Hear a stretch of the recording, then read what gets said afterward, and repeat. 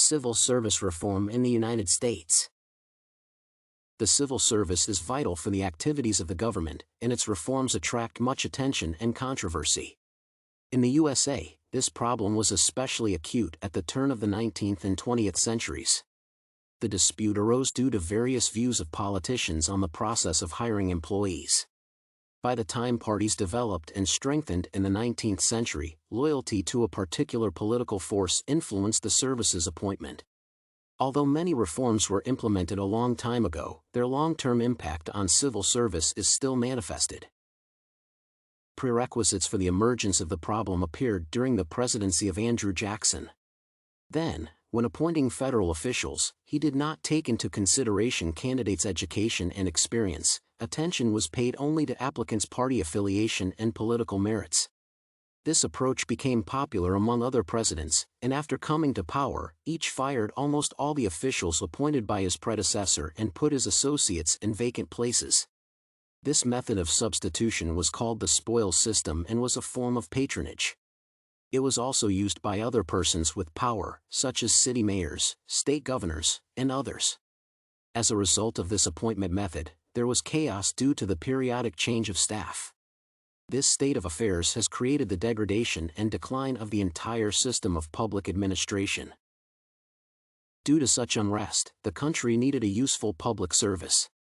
Rutherford Hayes started the Reformation. Becoming the president in 1876, he began to change the public service, appointing employees, not because of their political affiliation, but according to the results of exams. His activities were met with resistance but laid the foundation for severe changes. Thus, in 1883, President Chester Arthur, who had previously been an opponent of reform, signed the Pendleton Civil Service Reform Act and legitimized the appointment through merit and exams, and not political commitment. Public opinion on this issue was significantly influenced by the murder of President James Garfield by one of the candidates who did not receive an official position. Another act reorganizing the civil service was adopted in the second half of the 20th century. In 1978, President Carter's administration adopted the Civil Service Reform Act, CSRA. This reform changed the personnel regulation of federal employees. Its long-term impact is disputed, as critics believe that it has not changed anything. However, proponents of reform argue that it has reduced bureaucracy, abolished some discriminatory hiring practices, and affected global public administration systems. Thus, it can be stated that the need for civil service reform in the United States arose in response to the inadequate appointment of employees for civil service.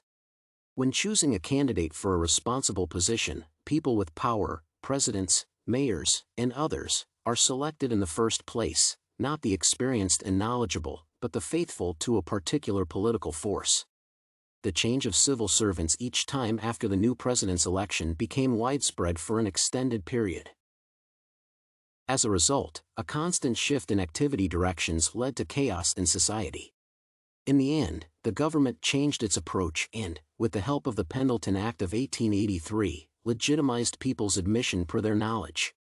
The next law reforming the public service was the 1978 Act, which affected the procedures for accepting people into the service, reducing bureaucracy and some discriminatory practices.